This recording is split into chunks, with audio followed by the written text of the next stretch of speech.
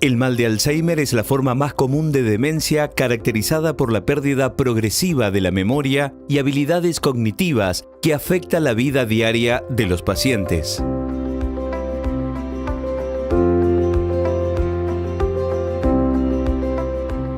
Patología mundial, perversa, insidiosa y que a veces es de difícil diagnóstico, porque hay que tener una gran capacidad para hacer un buen diagnóstico y hacer una cierta serie de pruebas para probar si el paciente o no tiene el problema. Porque como es una patología, como dije, insidiosa, a veces tiene detalles mínimos al principio del problema del paciente. Por ejemplo, ¿qué tipo de detalles? Y memoria, trastornos de memoria, trastornos para recordar un nombre, trastornos para hacer algo o dónde dejó algo guardado el paciente. O por ejemplo un trastorno del lenguaje mínimo, o que se olvida de la cara de alguien o del apellido de alguien. Y la otra es que es una patología que en general es una entidad neurodegenerativa que se da entre los 40 y los 60 años y también hay después de los 60.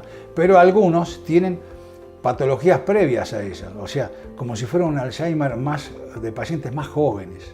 Bien. Ahora, como no se sabe la etiología o la causa de ese problema, porque se desconoce la causa, es una entidad que degenera las neuronas corticales. Ese tipo de neuronas, las fundamentales, las básicas para el pensamiento y la ejecutividad, se vayan muriendo y como no hay hasta ahora probado que se pueda recuperar o la plasticidad neuronal, crezcan de nuevo esas neuronas y el paciente se va quedando sin población neuronal. Usted tiene más o menos en un paciente adulto joven, a partir de los 35 años, unos 80 o 90 billones de neuronas. Pero cuando llegamos a los 80 años, perdimos el 70% de esa población neuronal. Cuando el 30% queda bien o más o menos bien, el paciente funciona bien. Ahora, cuando perdemos más o por alguna patología, como acabo de decir yo, perdemos muchas más neuronas de las habituales por este tipo de noxa, que es una entidad patológica, degenerativa, el paciente entra en este tipo de trastorno. El Alzheimer es incurable y terminal. Aparece con mayor frecuencia después de los 65 años, aunque hay casos raros en que la enfermedad puede desarrollarse a partir de los 40.